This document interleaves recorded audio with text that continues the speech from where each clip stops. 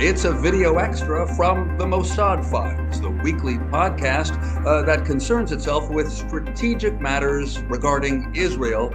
These days, that also means, of course, Iran, the entire Middle East, and the United States involvement. I'm Dan Raviv, a former CBS correspondent and co-author of 6 books about Israeli espionage and strategy. There is so much going on with an Iran war that started on February 28th with the U.S. and Israel totally cooperating. I mean, this alliance is more active than ever, and that's why I have the ideal guest on this video extra from the Mossad Files.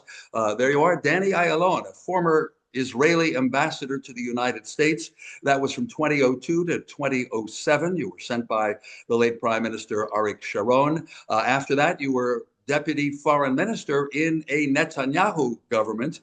And of course, you've kept your finger on the pulse of Israeli politics and U.S. politics. So I'm just, first let me welcome you. Danny Ayalon, thanks so much for being on the Mossad Files. Thank you so much, Dan. I must confess I have admired all your journalistic work with the CBS and with all the other outlets, and of course your books. So it's always a pleasure to be with you. Well, thanks so much. So we are in perhaps a dream situation. On February 28th, the U.S. and Israel together attacked Iran. It seems to me something that Israelis wanted, knowing that Israel was in danger from Iran, not only the nuclear program, but of course the terrorist activities in the Middle East and all around the world. And now the U.S. taking an active part, far beyond even what President Trump did last June, ending that 12-day war with dropping bunker busters, hitting the Iranian nuclear program. Now, all-out war in total coordination. So, as a diplomat who was based in Washington, and I'm sure even then you must have been asking the U.S. to be well aware of the danger from Iran and maybe to give the green light to some Israeli action. This is more than the green light. So, are you living a dream every day, or is there the risk it could turn into a nightmare? Well, then I think realistically, I think we are winning the war. There is no other option but winning the war, and everybody is rooting for us. Not just Western countries, but also the Arab countries, the Sunni countries that Iran is now attacking. I would say that this was very, very much an urgent operation, because after the 12 days war, Dan, you remember last year, unfortunately, we did not take out all their enriched material, actually 440 kilograms of uranium to purified at 60%, which is enough for 10 A bombs. And as you know, a wounded beast is more dangerous than the beast beforehand. And I'm going to pause, Ambassador Ayalon, just to say, it sounds like you're embracing the argument that this was imminent rather than, in advance, preventive war, because eventually the Iranians might get that highly enriched uranium and use it to enrich it up to weapons grade. You're embracing the imminent argument. There was no evidence, according to intelligence sources, that Iran was about to do something in March of this year. Well, it was urgent and imminent on a few counts. First of all, before the 12 days war, we know that they were very methodically moving towards the atomic bomb. All their nuclear facilities, the illegal nuclear facilities, they have been actually cheating and deceiving the international community now for years. Even with the JCPOA, this nuclear agreement from Obama's era, it was a very weak agreement with many, many loose ends. And the most, I would say, the weakest one was what we call the sunset clause, that it actually was to expire after 10, 15 years. So by now, they would have been out of the constraints of the agreement, free to do whatever they wanted to do, and they built all the capabilities on hold just to be able to break through. This was the case in last year, before the 12 12 Days War. And at that time, the war, actually the motivation for the war was their attacks on Israel, unprovoked. They lobbed hundreds of missiles towards Israel as a part of them assisting one of their proxies, Hamas, and that had to be answered. And we realized also that these ballistic missiles, in the quantities that they have been producing and that they had plans to produce more, was a very dangerous threat, akin to almost to a nuclear threat. Why? And then you know that we are a very small territory, a very small country, less than 0.5% of the entire territory of the Middle East. It was Rafsanjani, one of their leaders, who coined Israel a one-bomb country. That means only one A bomb would suffice to eliminate us. And so we were watching very, very carefully and tried some operations to delay. And this is very befitting your podcast, Mossad Files. I think the brunt of the operation to thwart Iran was by Mossad, very stealthy and covert ones. After their attacks, their open attacks on our towns, indiscriminate one, then there was no other way for us but to respond, as first of all as self-defense, but also as deterrence. And of course, we use this as an advantage. I will tell you that to eliminate their nuclear facilities. Well, I'm going to come back to the dream or nightmare framing in a moment, because I first want to dig just a little bit deeper. And I wonder if you'd agree that what you in Israel really had was an amazing opportunity, an American president who favors taking action for whatever reason, his self-image, what he wants to project. Let's not forget he renamed the Department of Defense the Department of War. All this a little surprising because until a few months ago, he wanted to win the Nobel Peace Prize, but now he's leaning toward war, as we see.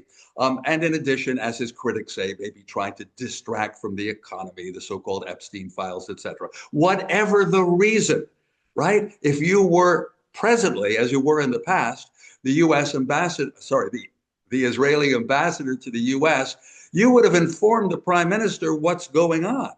And I'm sure that Netanyahu has many inputs and he understands the U.S. very well, right? Trump and his current attitude and his wanting to win against the long-term danger of Iran, that meant you had an opportunity, right? I buy all the arguments you said over the long term. Iran's dangerous, did horrible things, all that. Opportunity is what knocked on February 28th.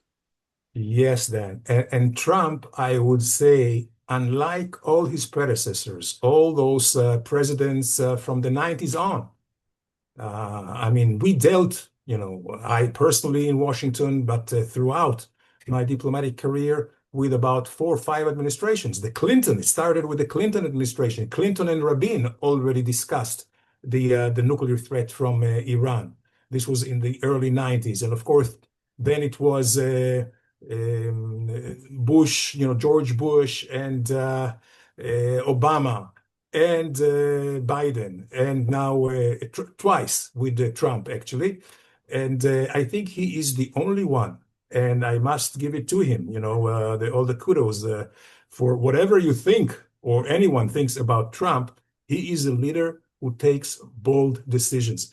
And he is the one who makes good on his promises, on his campaign promises. Let me just digress a little bit. But in 2018, in his first term, he moved the American embassy to Jerusalem just as he promised in his campaign of 2016. By the way, he was not the first president who offered or who promised in his election campaign to move the embassy. None of them did it. Trump was the only one, so I would give it to him. Also, as you mentioned, it's leadership. And I think what Trump has been doing now is closing the account with Iran. And again, from Carter times on until now, America dealt with a lot of apprehension with the Iranian regime, the radical Ayatollahs. 1970. Because every one of those presidents knew that Iran and its agents had killed Americans and were still doing so. Roadside bombs in Iraq, terrorism incidents, blowing up a U.S. embassy in Beirut, killing the Marines in Beirut, and more that Hezbollah was doing clearly on Iran's order. So every U.S. president knew it. And you're really impressed that Trump has waved aside the usual cautions. But you understand the cautions. You're a veteran diplomat. Very much so. But it's not only closing the account with them. It's not just a matter of revenge, but it's also a matter of self-defense, because the Iranians, these Ayatollahs, which are the most radical, and for them there is no compromise. For them it's do or die. You see, they are willing to sacrifice their entire people, 90 million Iranians, just to keep their ideology, their extreme Shiite ideology. And when they were calling repeatedly, death to America, death to Israel, these were not just hollow slogans. They were very serious about it, and they were preparing for that. Now, if I go back to the 12 Days War, there was a lot of achievements done, but still there was the problem with the 440 kilograms of the uranium. And also, we did not, I mean, we were very much surprised. I certainly was surprised by their comeback abilities of the Iranians, because as a result of this 12 Days War, they realized that they must possess, one, nuclear weapons in order to defend themselves. North Korea, they really wanted to follow the North Korea model. Nobody attacks North Korea now because of the nuclear. Gaddafi, when he gave up the nuclear, he was taken out. The Ukraine, when they gave out the nuclear to the Russians, they are in a major plight. So they were preparing feverishly and clandestinely to go back on their nuclear, but not only that, but they were rebuilding their infrastructure of ballistic missile building. And we know since the 12 Days War until now, they have produced everything that they missed and plus 500 even more. So they had like 2,500 ballistic missiles, and very, very, heavy ones, accurate ones, cluster bombs and all that. And on their plan was to build 10,000 of them. And they believe that with 10,000 ballistic missiles, until, this would be a good measure for them to eliminate Israel even before they get the bomb. Okay, I got you. The ballistic missiles, extremely dangerous. We see right now how they even have cluster bombs in the warhead. And so lots of bombs fall and making life hell for the Israeli public. I got that. And intelligence reports do apparently say that Iran had not immediately returned to nuclear work, but having those ballistic missiles, right, is a form of cover that Iran would feel safe in doing that. So again, the opportunity, right? A President Donald Trump willing to not just give the green light, but participate completely. Wow. And in addition, just U.S. firepower and the coordination that, at least as we're speaking today, March 19th, basically, except for a tanker refueling plane that went down with the unfortunate deaths of 6 Americans, nothing's been shot down by the Iranians. They don't have the capability. So all of that adds up to opportunity. And you say also necessity, that this had to be done at some point. And now I'll come back to dream or nightmare, because it's sounding like a dream that Israeli diplomats like yourself had asked successive U.S. presidents to act on the danger, to work with Israel. Right? So now you have the dream. Trump's doing it. The nightmare could be this, and this may not be the nightmare you expected me to say. Trump could decide to end it any day now for his own reasons, including U.S. politics, the increasing price of gasoline in the U.S., whatever reason it could be. And kind of like the end of the 12-day war last June, you and Israel will have to stop when Trump says so. Isn't that a nightmare? You've ceded some of your sovereignty. This is certainly I would say, a worst case scenario. Absolutely. I don't think we will get that because I think Trump does understand that he cannot live in the middle of the mission. By the way, it's not only Israel now that supports and asks him to continue. These are the Arab countries, Saudi Arabia, Qatar, which was a friend of Iran and was on the receiving end of many of their missiles. Omanis, Bahrain, all of them, and even those who are not adjacent to Iran, like Jordan and Egypt, they are all behind the closed doors, ask Trump to continue. And in that case, I think that we will see a fairly prolonged operation. One more thing that Trump did is that he moved Israel into CENTCOM, Central Command. Until President Trump, Israel belonged, the IDF, to the European Command, which, we had nothing to do with this European Command. So it was kind of a very hollow or shallow cooperation. Right. And With that change was CENTCOM, made during Trump's first term as president. exactly, And you're saying, exactly. as an Israeli so involved with U.S. relations, you noticed right away that's something Israel had asked for, and it has made a huge difference.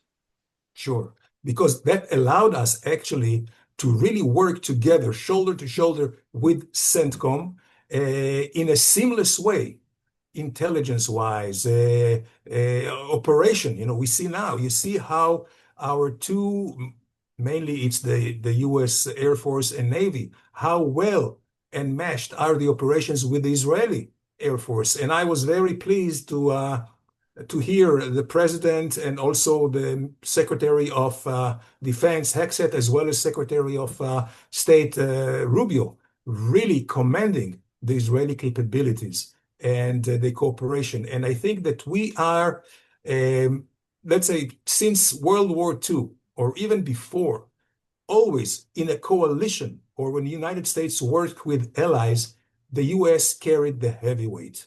Here's And all another possible nightmare, if I will, though, in the U.S. context.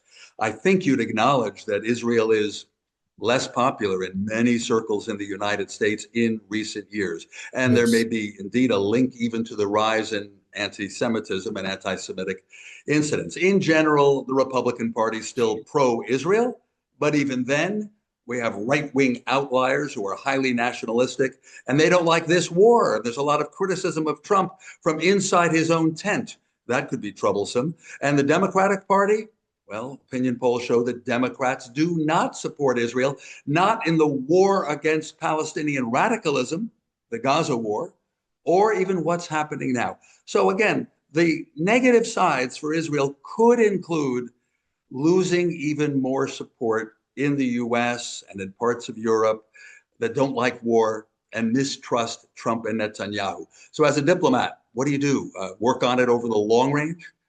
Well, first of all, you are absolutely right. Israel's standing in the United States, not just in the political echelon, but also with the population, grassroots, is strategic.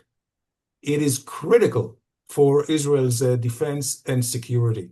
And if this is being encroached, and it has been, this is something that we will have to take special care of and try to work very, very decisively in that respect. I can tell you from being in the United States for so long and going back and forth, there are a few reasons for that. Of course, one of them is the academic circles, which have been given billions of dollars from Qatar. So you have an academic faculties which with such great venom towards Israel, and they're poisoning the hearts and minds of their students. This is a problem. Secondly, we see that there is a new wing, growing wing of the Democratic Party, which is the wokeist or the progressive. And I don't think that they understand the realities of this world. For them, it's, you don't start a war We are the aggressors. They don't understand what is self-defense. They do not even recognize that the scourge of terrorism, the threat from terrorism, the marriage of terror and radicalism is the main threat to America, not just to Israel. 9/11. Do I have to remind your listeners and viewers about 9/11? It After was 25 forgotten. years, perhaps you do. Another generation has come up, which includes Americans educated at the elite universities. And on this podcast, the Mossad Files, we've spoken about Qatar's role as a strategic issue. But what would you do then as an Israeli, who has a big presence in the U.S. and a lot of connections? Take your time, work more with progressives and Democrats, think about the next elections, the midterms, and then the presidential. What would you do? Basically, I would say that the main objective now for the Israeli diplomats, certainly the embassy in Washington, is to bring back the bipartisan support. Unfortunately, Israel has become a partisan issue in the United States. We have to bring back the bipartisanship, and to do that, we must reach out to everyone. There is no doubt about it.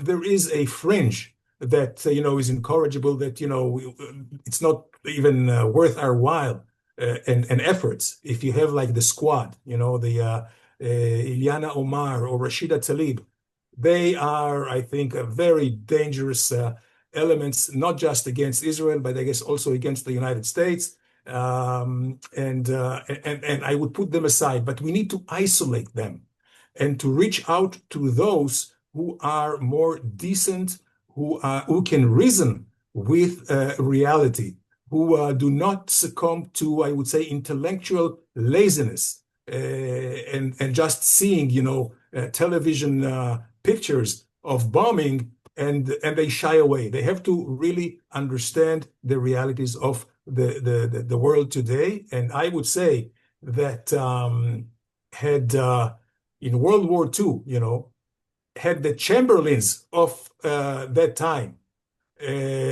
prevailed, we wouldn't be here today. And this is where I tell my friends in America, don't be a Chamberlain, because right now, if we did not take on Iran and the Ayatollahs, we would have a regime which is worse than the Nazis with nuclear capabilities. So this is where I think we have to reason with them methodically, patiently, but mainly reaching out to them, create a dialogue. This is the most important thing. Ambassador Ayalon, we only have about a minute or two left. And I really, because this is the Mossad Files, I'd like you to maybe engage in the gee whiz. How much does the Mossad know about what takes place in Iran? Right, day one of the war, the leader of the country, supreme leader Ayatollah Khamenei, was killed, as well as many other leaders. That happened last June as well. But this past week, right, in a 24-hour period, the man who was really running Iran, Ali Larijani, was killed, the head of the Basij, the militia groups within Iran. A lot of the Basij roadblocks, other leaders of that militia that's been oppressing people were killed, and the minister of intelligence. So the Mossad knows where they are, and we have heard that in part it's because more Iranians are acting as sources and apparently telling Israel this is where they are. So again, our assets, of course, are technology. I think this is the first large-scale AI war in many ways. So here, if you have technology with skill, military skill, this is a powerful combination. When it comes to Iran, you're very right, Dan. There are so many, 80% of Iranians are being oppressed by this regime. The other 20% are those who are cronies or those who are close or serve this regime. So you can believe that we have, and again, I don't think I divulge here any classified information, is that we have a lot, many in Iran who vouch for our success. Well, I hope we'll speak again, because we don't know when this war will end, and even when it does, there'll be a lot of fallout one way or the other. Danny Ayalon, I'm so pleased that you still have that finger on the pulse. You know what's going on. The Israeli ambassador in Washington from 2002 to 2007, as I said, very much still in touch, deputy foreign minister after that, and a frequent commentator in a lot of media. So I'll keep looking for Danny Ayalon. Thank you very much, Ambassador. Thank you, Dan. Always a pleasure to be with you. My thanks to Danny Ayalon and also to you for watching this video extra from the Mossad Files. On all the audio podcast platforms, you can find a new episode every week. We talk about the Mossad, about intelligence in the Middle East, about strategy, about the current Iran-Israel war, and more. And also a quick reminder, I'm the co-author with Yossi Melman of 6 books. The most recent history of Israeli intelligence is called Spies Against Armageddon, Inside Israel's Secret Wars, Spies Against Armageddon, by me and Yossi Melman. And we have an ebook, an affordable ebook called Target Iran, on how the Mossad penetrated that country.